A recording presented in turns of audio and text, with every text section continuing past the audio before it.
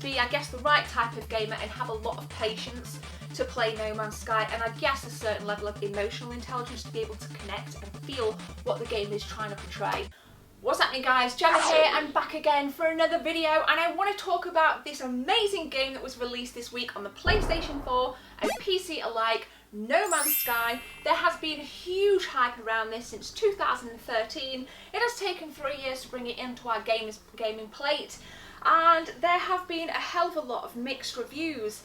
Now I want to talk about my experiences. If you have been tuning into my streams, you would have seen me pump in about maybe between 5 and 6 hours worth of content, and I do have a lot to say about it. Now before we dive into that, you can see from these aggregated scores here that it's a combined 68 out of 100. So review wise, you know, from the top bods, the professional reviewers if you would, haven't really had a lot of decent stuff to say about it. Now I want to talk about that and explore it from my perspective.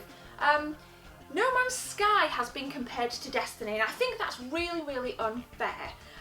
No Man's Sky doesn't pretend to be Destiny, it doesn't want to be Destiny, it didn't have the budget Destiny had. So I think what we need to do in order to look at this properly is to see No Man's Sky for what it is. It is a game, it is a solitary game. It is about exploration, it is about commerce, it is about travel, it is about finding and discovering. It is a lonely game. Combat is a secondary feature of this game. Do not buy No Man's Sky with expectations like it's going to be Mass Effect, or you know, it's going to have this amazing story, because it never said it would. And a lot of people are pulling it down in the reviews saying that there's no backstory, there's no this. Never meant to be. At no point did Sean Murray say this is going to be a game that's going to be top heavy with story and with craft of this amazing character, and you can, you know, RPG style game where you can change all the traits around with the character and blah blah blah blah blah. Never once has that been said. So I think people just need to put a bit of clarity on this and see it for what it is, and it is a marvellous game. I've really enjoyed it. And the reasons I've really enjoyed it is because I find it incredibly immersive. There's a solitary feeling around No Man's Sky. You are dumped in the middle of planets. Everybody starts off on a different planet, and I didn't know this until my friend Lewis told me. Everybody just gets dumped in one of these 18 quintillion planets, and you just go off and do shit. You can do whatever you want. And I really like that. I've had a really tough week at work, and No Man's Sky has definitely helped to take my mind off certain things. The object of the game, ultimately when all said and done, is to get to the centre of the galaxy, which you can go at your own pace. You can jump from system to system, from planet to planet within each system, and you can just do stuff, mine for things. It can get a little bit repetitive at times. The thing I found most repetitive is filling up my ship with fuel, which kind of makes sense as we're doing a lot of space travel. But I think my ship, as I get further into the game, I'm hoping I can upgrade my ship for it to be a little bit more economical. I'm very early in this, so this is a kind of initial impressions, but who is ever going to complete No Man's Sky? Let's face it, we could be on this forever. That's my intention. I don't want to get to the centre of the universe almost, I just want to keep exploring. Now you do meet characters at various space stations, and you can learn their language, you can nurture them by giving them carbon in exchange for information, in exchange for healing, in exchange for shield boosts. You know, so there are some rapports in the game, which I like because it's just kind of drip fed very slowly. I really do like the desolation in No Man's Sky. There's just nothing, there's so much nothing, but it works so well.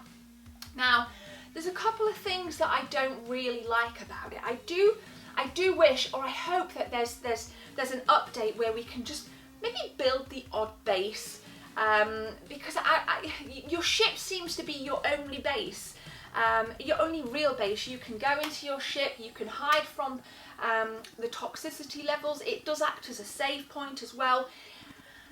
And it is sometimes your only waypoint on your little map at the top. Your little compass at the top is your only waypoint. Your ship is your only ally. I wish we had a few more, you know, by way of just building. I would like to build. You can do a lot of breaking shit down, but you can't do a lot of building, and I just wish, you know, that would have made me feel a bit more kind of cozy with No Man's Sky. One of the things that I didn't realise, I was kind of going through the game, and it wasn't till kind of like maybe my 4th hour with the game that I realised there's this really easy way to get units. And you just make sure you scan everything, you analyse everything, you plants, when you rename them, you can upload them, you can get credits, you could just analyse everything on the planet. And it's just, like I say, super easy way to beef out those units, maybe go back to space stations, buy stuff, you know, upgrade your exosuit, yeah, which you're going to need to do actually, because I'm looking to get a few more slots. There's not many slots, you don't start out with many slots, and you can transfer items back to the ship, but you need to be within a certain range. But if you want to pull items from the ship to you, you can be wherever you are, wherever you want to be on the planet. That's a little bit odd as well. Maybe that's a kind of slight downpour, slight disadvantage of the game. But overall, I think No Man's Sky has had a pretty rough ride from reviewers. And what I've gained, my conclusion to that is too many reviewers are comparing it to massive AAA titles like Destiny. You know, there's no story, you can't, you know, we don't even know who the character is. You're not meant to. You're not meant to. My tip for you, if you haven't played it yet, see it for what it is. Don't judge it till you've played it, because watching gameplay compared to actually playing it is a completely different experience. Go out there, if you've got a PC, pick it up for your PC, pick it up for your PS4. And again, I've played it on the PS4, so I can't speak for the PC version on this. Go and buy it. On that note, it's crashed on me twice on stream. It's been a bit, literally kind of frozen at one point, and then wouldn't load on another point. It just completely bugged out, but that's just kind of teething problems. I'm not too fussed about that. No Man's Sky is an absolute beautiful game. It looks stunning. Lacks a few textures in certain areas, but on the whole, this game is a technical marvel. I don't care about the lack of story. I'm not in it for that. There's plenty of other games out there that you can get so much richness from story, story-driven games like Uncharted 4, something like that. So see it for what it is. So that's all I have to say, guys. If you enjoyed this video, please like, comment and subscribe, and I want to know about your thoughts on No Man's Sky. Don't put, you know, if you, it looks shit. I've seen so much of that across like IGN's page. It looks shit, it looks boring.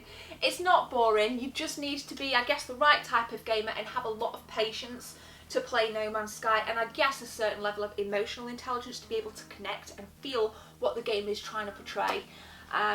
It's not Destiny, it's not Halo. If that's your mindset, don't bother.